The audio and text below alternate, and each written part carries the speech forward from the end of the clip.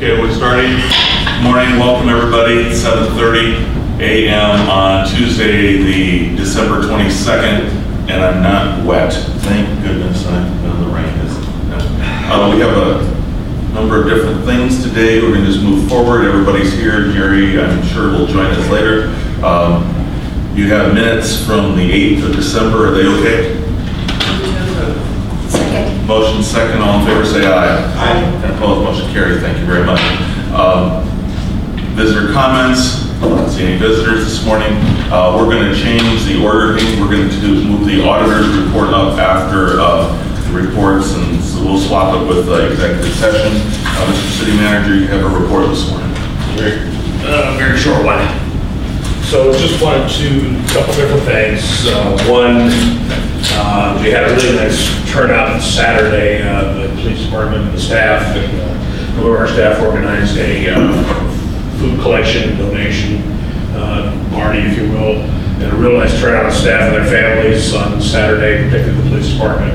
And made a lot of, and I don't know the numbers, the police department's not here then, but it is largely Sergeant Benuelos who did a lot of the lead work, but I think a lot of our staff here, and I don't have the name, so I don't want to insult anybody by not mentioning who it was. I feel bad. Regardless, there was a good food distribution process going on Saturday morning and for several hours putting that together. So a lot of families got boxes of food courtesy of collections and donations. Leadership summit, the mayor and myself and Sean Irvine attended. I thought that turned out to be a very productive summit for us. The Business Oregon annual Business Oregon Summit. The governor, much of the legislative delegations and the congressional delegation as well show up for that event. We were highlighted in one presentation, in the innovation presentation. Again, through Technology Association of Oregon, so it was a large audience. They got the benefit of hearing all about independence and our innovative efforts. We get a lot of capital, a lot of mileage out of the press that we're getting on that effort. And that's just getting our name out there, and that's just nothing but positive. So I'm pretty happy about that. LGPI, we're close to having an executive director. We have a finalist that we're making an offer to, and I think we'll get to terms. And so we will try to get that operation back on track. So that's going in the right direction at the moment. We will be turning to the league and the Association of Counties to provide financial support for the operation as it tries to get its feet under it. Let's see, and then I wanted to, we are still working diligently on the water situation. Mike and I are meeting with our engineer, and we have met with one company to talk with them, and so that's moving along. We'll come back to you and give you a little more of a briefing next year when we get a little more, some more information. So I see the look on your head, your eyes. Water. Which water? Which water? I'm sorry. So water supply. We talk water rates. All gas. All right. Oh. Thank you. I don't know water. I just, I know we've discussed this, and I just wanted to let you know that we're still working this issue. Okay, it's pretty important to us. So we're just reviewing those rights and looking at our opportunities. Was that clear to everybody? I'm sorry. I was trying not to be too explosive, but not too confusing either. Good. It's fine. I think we're good. Okay, thank you. So finally, just wanted to announce, those of you that I think we told you last time that we have a team that we selected. I want to let you know who that team is for the Valley Concrete site, for the redevelopment of that site. So it's a lead on the team is Topola Properties. They're teamed up with Studio C, a landscape or a design company, Humber Design, and Cameron McCarthy out of Eugene, a landscape architect firm.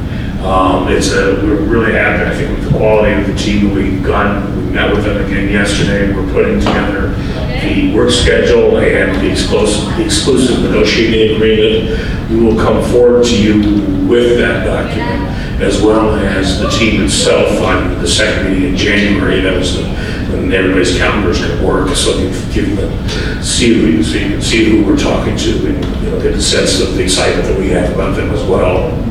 Can you give the name of that team again? It's Tokola Properties, Tokola Properties. They're out of Gresham, I believe. And you can look them up. They have work ongoing now in Forest Grove. They've done some really nice work, comparable work in Hillsborough and elsewhere in the metro area. This will be somewhat of a legacy project for them, at least for us, which is part of the reason that we like them, because they're very, very excited about the property itself. They are still looking to pull together the hotel partner, and so we're working with them on that. But we have several good names that they're talking to, and we have one that we're very excited about. So, and I think they are too. So, all said, it looks like a really, really nice match. I think everybody on our side is excited about them, and they're really excited to be here. And I think they come with a pretty nice portfolio of accomplishments as well as the wherewithal to get the job done and a good track record. And this is the group that you kind of had your eye on from the beginning? No. Really? Not from no, I mean, if you say from the beginning, I mean, the one. Well, when you went on it down to 3. Yeah, well, they went for the three.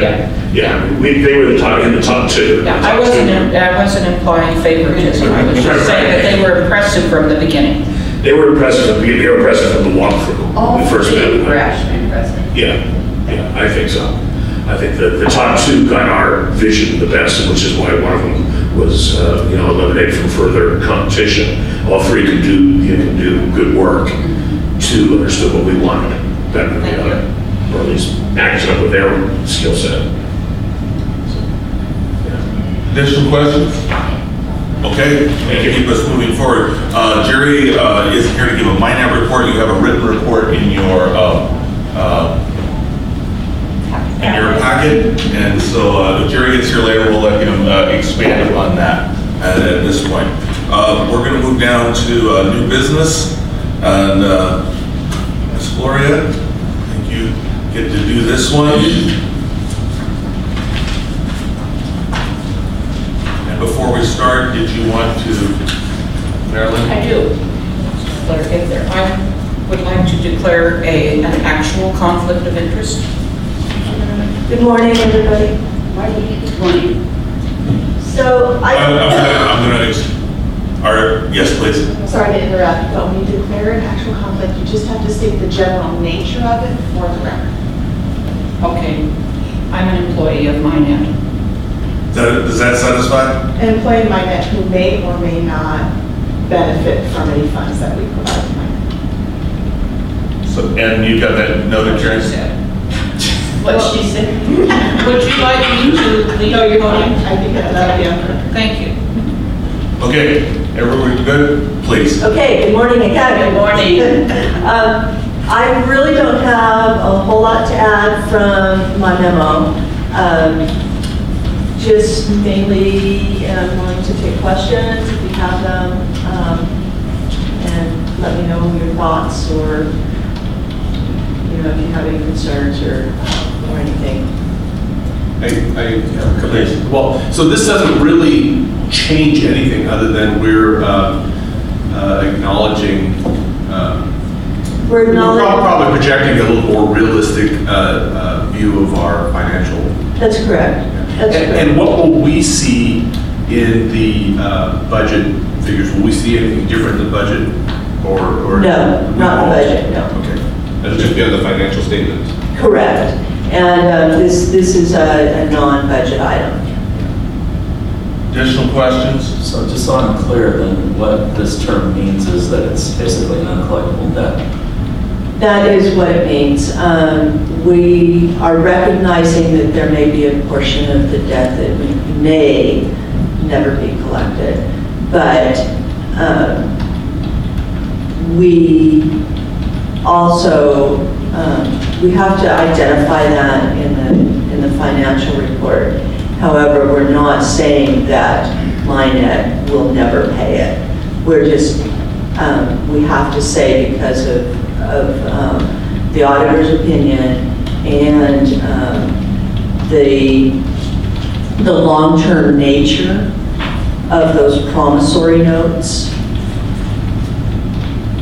makes it more realistic that we recognize that there is the possibility that Minnet may never be able to pay that. We're not saying that they won't. So I sort of inferred from what was written here that there was also a recognition that Minnet hasn't provided us any viable business projections to show that they will be able to pay it. And that's true. Thank you. Additional questions? So is this just a percentage of the debt each time it comes around? But it says an allowance for the doubtful amount. So what we did for the calculation was we took, and it's almost 10% thereabouts, but what it is, what the calculation is, and what the $1.3 million is that the actual promissory notes that we have that recognize the shortages of debt payments that we have on our books that say that they will, pay this, in 2017 or whatever those promissory notes say. That it's just those. It's not any portion of the outstanding debt itself. So the bonds that we have that are Minnet's bonds is the 12 million. Okay. And then there's an additional 1.394 million that is in promissory notes that are the portion of the debt that they have not been able to pay. So those are in the form of promissory notes, and those are what we have calculated, what the auditors have approved as their calculation for recognizing as allowance for. Mr. Klein, you wanted to get in? Just let me help, just add a little more to that if I could. So the balance, the 1.3 million or 1.4 million represents what is owed from Minnet to us. The 12 million is what is owed by the city to the state on behalf of Minnet. Right. So that's the distinction between those two debts. So the 1.4 is the write-off. It is the write-down on the debt. That's the rearage that it's owed us, as opposed to the 12 million that remains outstanding that will have to be collected on behalf of the state through Minnet. Does that help with your question, Helen? So would my understanding be correct, that this is part of a national trend between cities and auditors to clarify debt that's owed, and it doesn't change the fact that the money is owed us, and we probably have a different situation than Chicago or Detroit or other places with our connection, but this is part of those new government rules that govern financial requirements, and this is why they're requiring that. It's not really a new pronouncement, but it is as a result, like you say, from places like Detroit and Puerto Rico and Rhode Island that have these significant portions of debt that need to, there's a recognition. And I like to think we have a little bit of a different handle on this than others. Are there additional questions? I just want to clarify, so the allowance for doubtful accounts, the amount will be the amount that Minnet owes the city currently? Yes. And have we communicated our intent to do this to the Minnet board? Not to the Minnet board, no. We're not forgiving that debt with Minnet. That's not the. I understand. I guess what comes to my mind is that they also have a finance team or committee. Yes. And is this information that you probably get to them as well? It can, yes. It will be relayed to them. You know what the function of that team or committee is? The committee? I'm on the committee, and the purpose of that committee is to report to the board about financial conditions and to me back up. The purpose of the board is, or of the commission is, or the committee is to report to the board the financial condition of Minnet.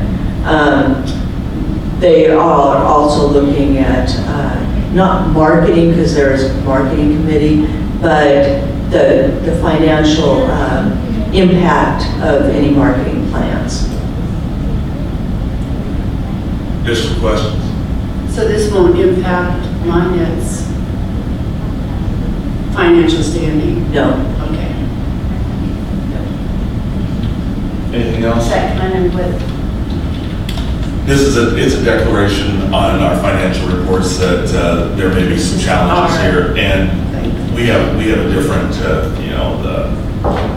it's what's being required of many communities that have things, and so we have a better handle on this than some of our larger neighbors to the east, and we need to do this because we want a nice clean audit So- recognition.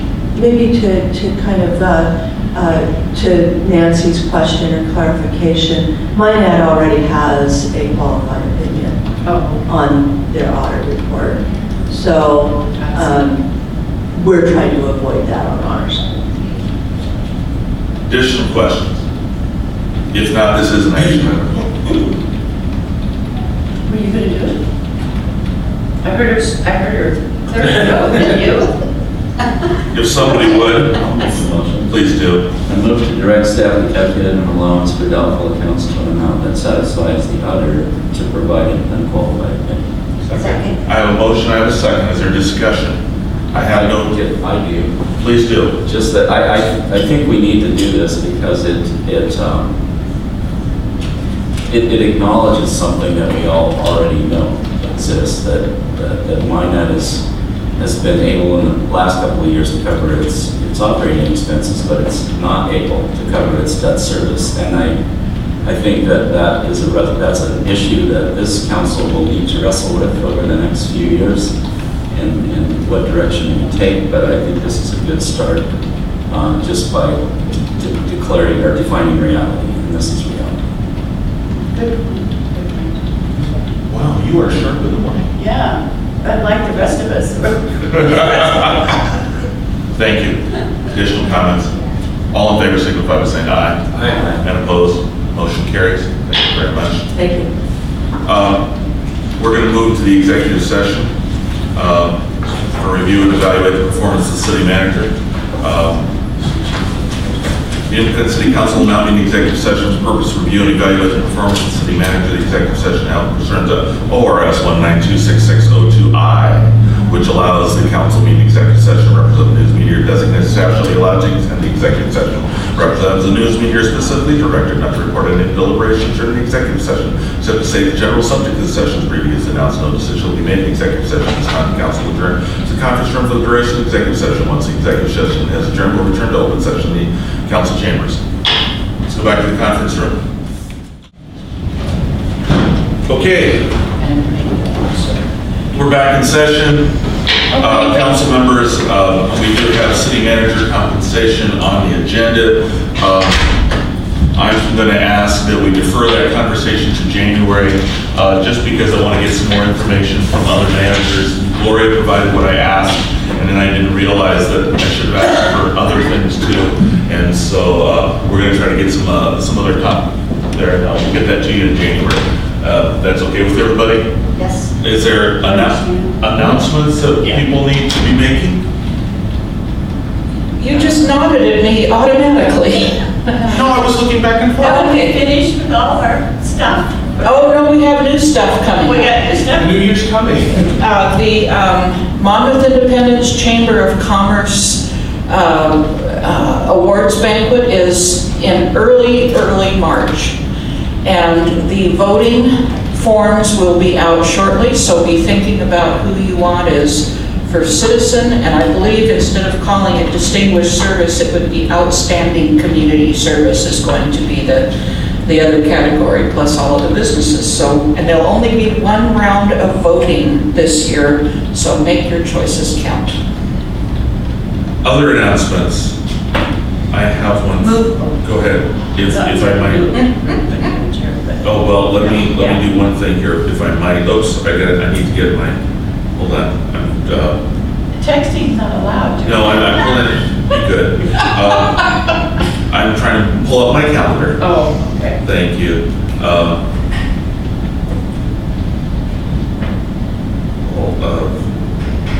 I'm sorry, I pushed the wrong button. On Wednesday, the 13th of January, is the State of the City address. Oh, yes, that's right. That's going to be different this year. It's an evening event. Yeah, It's going to be at Western Oregon University. Doors open at 6:30, program at 7.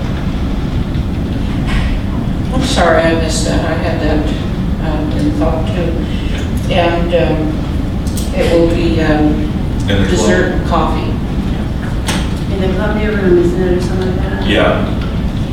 So I'll see you on the Tuesday, the 12th, and then I'll see many of you at the next thing. That's nice that you needed somebody, more people. Yeah, I don't know if more people will attend or not. Some people like to, I don't know, they're trying things, and so I've accepted their invitation.